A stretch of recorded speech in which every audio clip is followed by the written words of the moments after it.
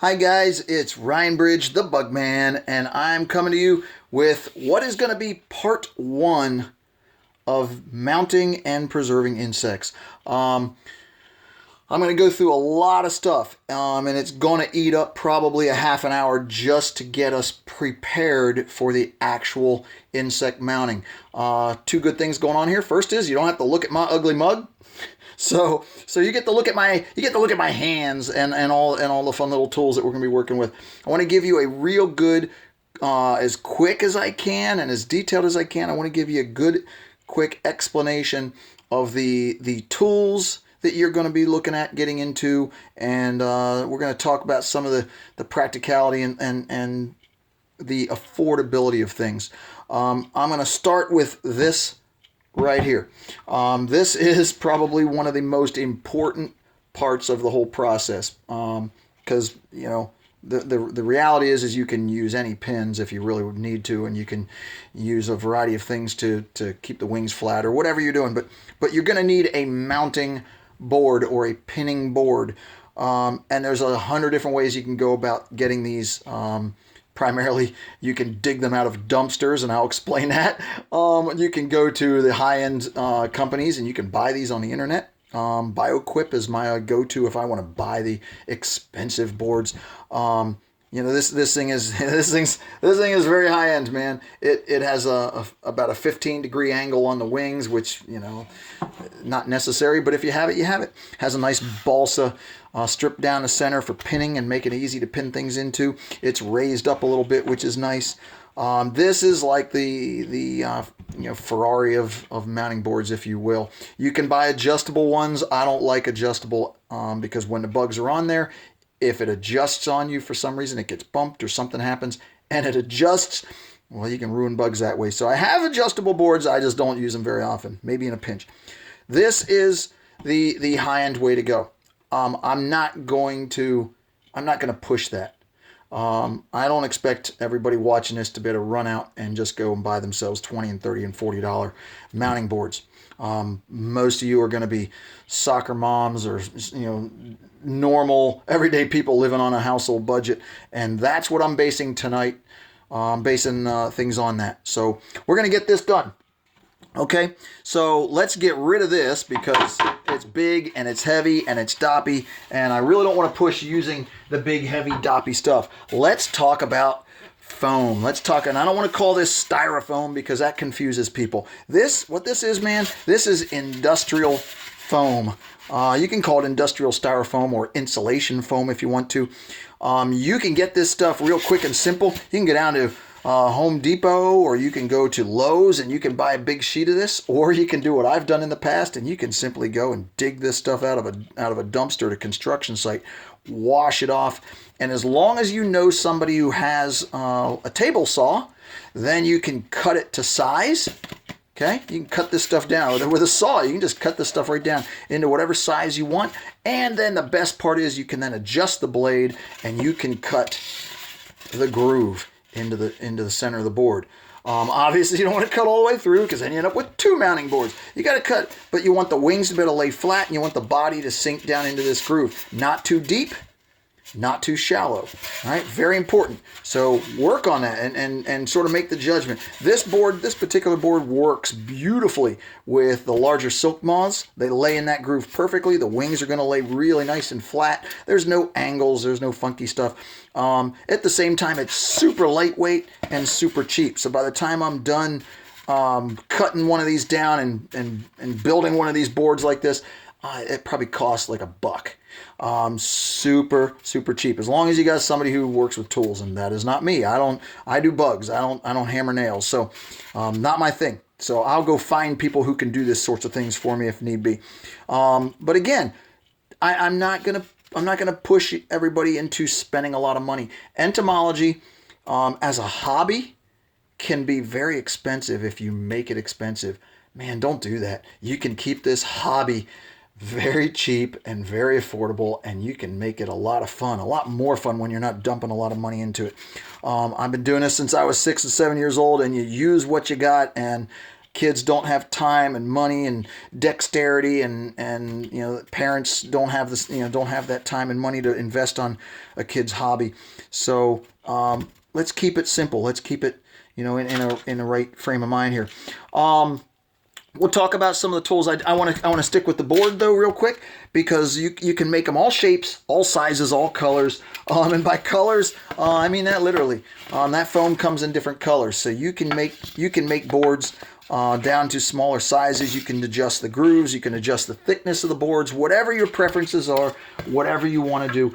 Own it, make it, adjust and adapt whatever your needs are.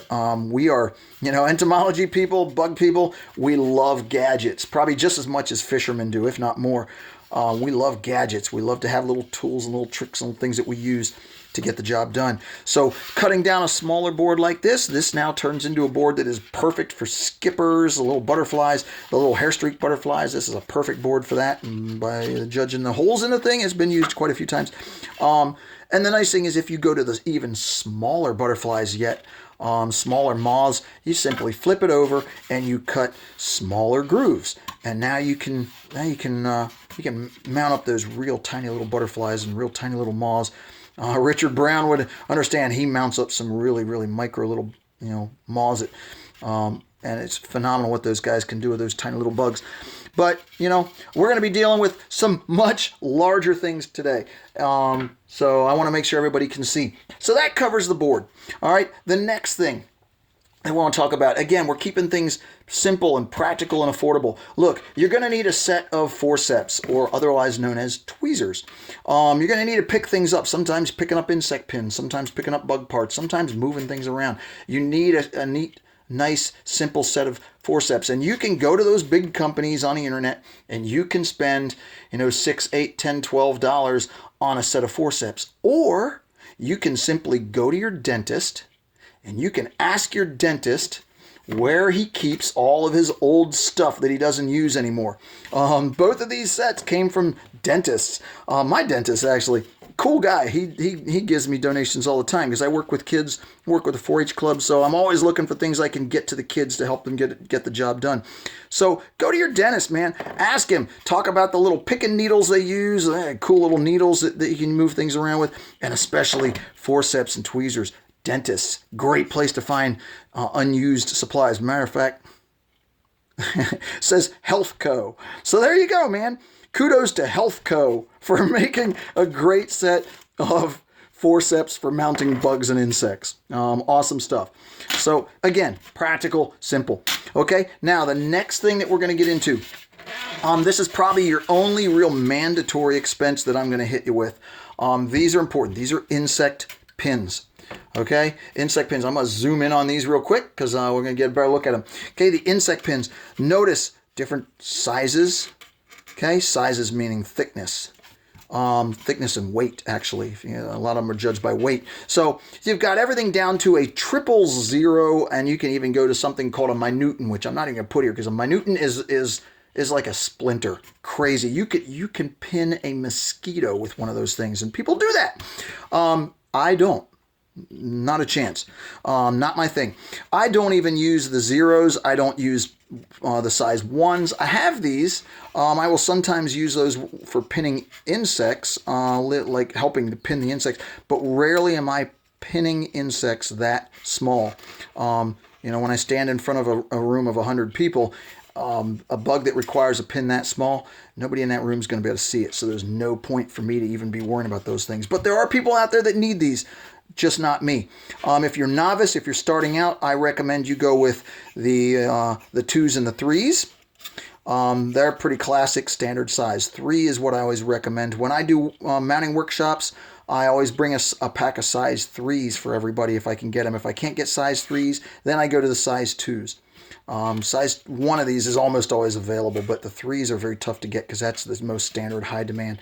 4s and 5s, not much difference. 4s and 5s. The 5s get a little bit heavy, so you don't want to try mounting a ladybug with something like that. It's going to get a little thick, a little heavy, probably break the bug up. Get down to a size 2 will easily, nicely mount up ladybugs. But again, if you're novice, man, I'm not even going to encourage you to go and mount anything smaller than a ladybug. you might be getting yourself in a little deep doing that. Okay, so you're talking 2s, 3s, and 4s insect pins. Go on the internet, you can go Craigslist, you can go eBay, you can go to that company that I like so much called BioQuip out in California, Carolina Scientific. There are places out there that will sell insect pins. That is what I would consider a mandatory expense.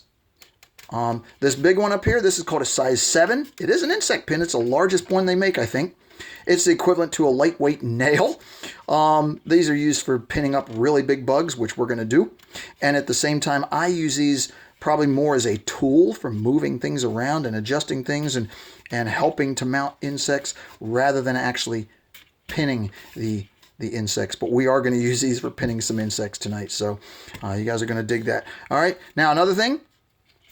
Here's your other mandatory expense. These nice, big, long ball head pins. These are not the standard sewing pins that you're going to see that come in the rainbow colors. You can go to Target. You can go to Walmart. You can pick up a box of these things. I would recommend picking up 2 or 3 boxes if you want. But use these more than these. These will pin an insect literally through the insect's body. And then these will manipulate and hold legs and wings and whatever else you need to do. Use these. That way it saves on those. All right. Cost-wise, insect pins average is about $5 or $6 for a pack of 100. They're not cheap. You know, do that math. These are not cheap. So you want to salvage them. You want to keep them around. You want to take good care of them. And these things you can beat up and you can back down to Walmart anytime you want and buy more of these. So I used lots and lots of these. We'll use a bunch of those tonight too. All right, size 7 pin. I would recommend you have some of these. Get yourself a pack of those. They're worth it. All right, even if they're a little more expensive, they're worth having because you will find yourself using those quite a bit. If you can't get your dentist to give you a picking needle to use to move things and adjust things, then I like to use a nice big size 7. Very cool stuff. All right, that takes care of those.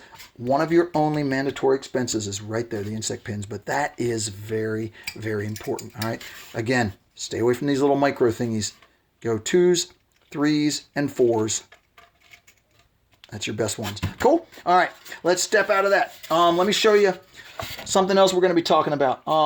We have a lot of ways of holding down the wings, okay? When we're mounting moths and butterflies or dragonflies, things, we're going to mount, we're going to lay them down. Sorry, I shouldn't have done that. We're going to lay them down. We're going to put the body inside the groove, and then the wings are going to go flat on the board. So when we're using slides, these are plastic slides. I like plastic slides because they don't break. I also like plastic slides because you can take a table saw and you can cut these things and custom these things however big or however small you need them to be. Also, if you notice, I hope you can see this, there's a little pinhole right there drilled in, and that is so I can actually put a pin into that thing, and then it secures it so they don't move around. Very, very important. I like to use all shapes, all sizes there as well. I got smaller ones. I've got them all the way down to real small if I need them. Okay. There are microscope slides that I will use. These are glass. They will break. So I got to be careful with them. If I'm mounting really small butterflies, if I'm into mounting those hair streak butterflies, sometimes I will break these in half and I will actually use half the microscope slide on the wings. And that keeps the wings nice and flat. Just enough weight that they don't move, that the wings can't get up and move around. Don't want that to happen.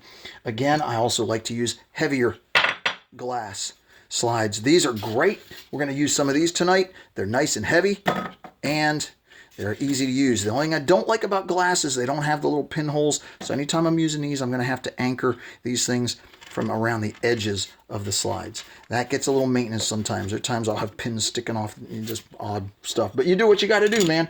We all have our own technique. All right. Speaking of technique, you can use paper strips. Okay. There's a lot of old school technique where they use paper strips to hold the wings down. Opaque paper, in other words, you can't see through this. So that can be a problem. A lot of times you want the wings to be symmetrical. You want the wings to look right. And if you're using paper that you can't see through, that can be tough. So I recommend people then go to a thinner strip so you can see a little more of the wing that way. You can even go, to super simple and go with, just notebook paper, man. Once you put pins in here, it can lock things down. It works. It's not as easy as the slides. You need something with a little bit of weight, and you just add more pins to it. And we'll talk a little bit about that as we go. Okay, so that gets us out of that. Let's talk about the insects. All right, the insects eventually are going to show up, and you're either going to go collect them, or you're going to raise them, or in my case, they're going to come to me in all categories. I'm going to get them donated to me. I'm going to go out and collect them sometimes. Heck, I even find insects dead sometimes. That's nice when you can find nice, dead bugs that are in good condition. Sooner or later, though, they're going to end up in paper. And even though these are wrapped in plastic, this is a good example of something that was sent in to me as a donation. I've got some awesome people out there who send me donations. Sometimes they send me donations repeatedly. Other times it's a one-time deal. I'm perfectly happy with anything people send me because 9 times out of 10 I can use it. I will find causes to use it. And there are particular people who have been really good to me over the years and sent me some very cool stuff that I can use for mounting workshops and to help the 4-H kids learn how to mount bugs. Dude, I've been doing this I've been teaching people to mount bugs for 35 years. So we all have our different ways, and you're going to get insects in all different ways as well. But either way, you're going to end up with bugs that are dead. If they come in this condition, they're going to be wrapped. You have to very carefully unwrap them. Hopefully you can pull them off of these cards. Once you get get them unpeeled, you pull them off of these cards, and hopefully they keep all their parts and pieces. That's usually the hardest part. And then we're going to put them into the relaxer, or otherwise, AKA a softener. I will show you that in a minute. Okay? Dead bugs. They were alive. Now they're dead. The be-all, end-all result is they're going to come out of the softener, and then they're going to get pinned down onto the boards. Okay? I'm going to zoom this back just a smidge so we can see that. Okay? They're eventually going to get pinned down onto the boards. I want you to take note of a couple things. Look at the amount of pins being used. There are times I use 100 pins on a bug. There are other times I can get away with 5 or 6 or 8 pins to keep things where they want to go. I like having the wings, like this lanternfly here. I like having the wings so I can see the colors. I can see everything. That's a cool bug that's worth getting as much as I can out of it. So I'm gonna max out the color. I'm gonna show that one off as good as I can. Just an outstanding thing. I'm real big on. Sorry, I'm trying not to make you seasick. I'm also big on. I like to raise like the nose cone on this thing. The top of the head. It looks like a nose, but it's more like the top of the head is actually a little glowy thingy. And I like to highlight that, so I raise that up in the air a little bit so people see that quicker. Most people don't realize that cockroaches can fly, and most people don't realize that some beetles are going to be really cool and have this cool olive color, if you will. I don't know if you can see that or not, but these are some really neat beetles. And those are not horns; those are actual mandibles, man. They can open and close. So the idea is, the be-all end-all is that you want to be able to mount these things out and get them just the way that you want them, and then figure out how to keep them that way forever. That's the goal of the day. That is what you do. I mean, if you're going to go out and collect and kill a bunch of insects, the least you can do is have the class and the responsibility to do something with them. Just leaving them sit in a box until the little bugs get to them and turn them to sawdust is not cool.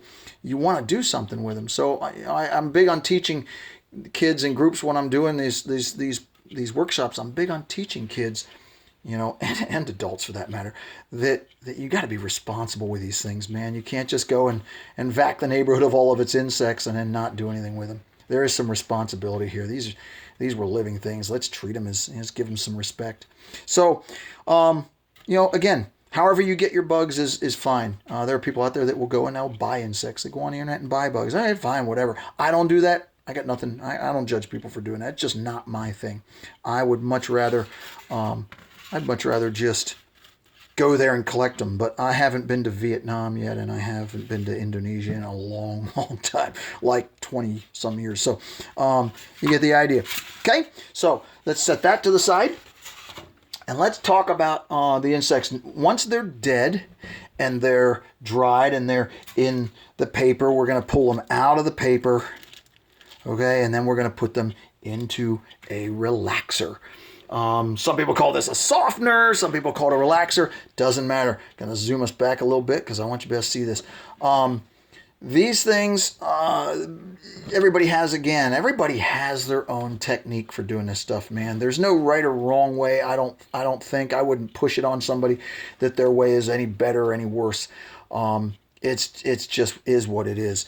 I've been using these same containers now for probably 30 or 35 years maybe, and they're perfect for what I do. I just lay some paper towels in the bottom. I add a little bit of water into each side, and then I lay the dried bugs into the container. And here's what happens. And I don't want you to focus too much on the bugs for the moment. Well, actually, let's do something first. Timing. There's a big responsibility with this. Okay, if I put the bugs in there with those moist paper towels and I ignore them for 3 or 4 days, there's a good chance I'm going to crack this thing open and it's going to be one big ball of mold in there. I've got it down to a pretty good science. I know that I can put just the right amount of moisture in the 4 corners with the right number of insects in this container, and I can wait 24 hours and probably 3/4 of the insects in here are going to be ready to go. If I wait maybe 36 hours, every one of the bugs in here is going to be ready to go, and that's fine. I'm good with that. Sometimes I'll mount things up in little waves. I mounted a bunch of these last night because they were ready to go. I checked them last night. But I'll check in 24 hours and see what's ready to go, and then I'll mount them up. That's what I did over there. Other times, some of the larger stuff is going to take a little longer. So let's see what we're going to be mounting today. I think you guys will dig this because this is going to get fun. I like the big and the wow and the cool bugs. So we're going to be mounting up an Atlas moth today. We're going to be mounting up an Atlas beetle today. And I'm assuming these are good. I probably shouldn't say that until I haven't even checked them yet. Keep in mind, these guys have been in here for about 30 hours. And he lost a foot when I got him out, and we'll give that some craggle. We'll put that back together. Wow, yeah, he's perfect. Oh, he's nice. He's going to mount up super nice. And that's the one we're going to mount today. So y'all are going to get to see this one get mounted up really cool like. That's outstanding. Perfect timing, perfect. There's no mold. You notice I didn't wait too long. If I wait another 8 or 10 hours, there's mold is going to start growing on some of the abdomens on these larger insects, and if I flip them over, there's no mold, so I know I did it right. You can see a little bit of stain here from the other bugs that I took out and mounted last night. Those probably would have been moldy today because they were ready to go last night. All right, see where the wings are actually coming apart on these? These guys were in some big mailing envelopes. Again, donations, guys. These are all donations because I've got super cool people who want to be part of what I do and want to help with the education, but they can't go hands-on with it, so they do what they can. And they send me cool stuff like this. Some big elaters, some big click beetles, which are kind of neat. And these are some neat woodbourne beetles, bupresses. Just beautiful stuff. All going to end up in displays, and it's all going to go to a good cause. Now, granted, I have 4 of these. Remember these that were in that package? I have 4 of these. I just happen to have 3 people who work for me as well. So I've got Craig and I've got Martin here local in Pennsylvania, and then I got Steve out in Arizona. So there's a good chance one of each of these will end up with all of us. And that way I can share these things with the people working for me, and then we end up getting education done all over the country because of people who are cool enough to help me out like this. This stuff goes for a good cause. There's always a good cause for bugs. Cool? All right. So you understand. You got your mounting boards. You have your pins. You have your slides, your paper strips, however you want to lock the wings down. You have, obviously, your ball head pins. And talk to your dentist and get some forceps, because those will come in handy almost every time. And and I use probably the number 7 pin as much as I use forceps. That's kind of it for the basic equipment. Keep in mind, guys, you don't got to make these expensive. Simple Tupperware container. Make it relatively airtight, just the right moisture. If you're not sure your moisture levels, now yes, you can. There's chemicals, and you can get way deep and way technical into this, and you can put chemicals and things into these things that will be mold resistant and help your bugs. You know what, man? If you pay attention to what you're doing, if you put the bugs in there and you watch the clock and you don't let them go too far, you can open this thing up 3 or 4 or 5 times a day and check on them. If you're going to worry about it, you can pick up and test drive a beetle or a moth to see. I like to test the antenna first, because that's the first things that are going to break off of a butterfly or moth are going to be the antenna. And that's not mold. That's paper that was stuck to him from the mailing envelope. That's funny. These wings are ready to go, man. How cool is that? Okay, so he greased, and that's paper that stuck, because this one doesn't have it. Very cool, man. I'm good. We got these things are ready to go. But look, just pay attention to what you're doing. If you leave them in here for too long, they're going to get nasty and moldy, and now you just wasted a bunch of really good bugs. You can't put moldy bugs in a collection. It just doesn't work. It's not going to work out as well. They're going to look moldy, and they're not going to mount up as well, and they're probably going to fall apart on you. You're going to start losing pieces on them. So try not to let that happen. Experiment with a little bit. Start out with 1 or 2 bugs and work on your levels. I've been doing this for 35 to 40 years. So, I've got it down to a pretty good science. We all have our own techniques. And now I'm gonna end this for now. We're gonna move to the second phase, and the second phase I'm gonna mount some bugs for you guys. Okay. If you have any questions, don't hesitate. Hit up my website. If you like what you see, if you like what we're doing here, every Monday, every Wednesday, every Friday, guys, Ryan the Bugman is coming at you every Monday, Wednesday, Friday, 1 p.m. Eastern Standard Time, 10 a.m.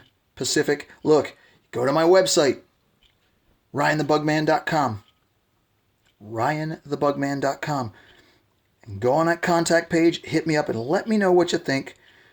Give me your questions. Let me know if you got birthdays coming up. Anybody I can do a birthday shout out to, I can do that. All right, we're gonna end our prep episode here, and we're gonna move into the actual hands-on, showing everybody how to mount these things up. All right, guys, I want to thank you for hanging with me. And hey, give it a couple minutes, and we're gonna be right back with you, and we're gonna lock and load, and we're gonna do some cool bug mounting. All right, have a great day.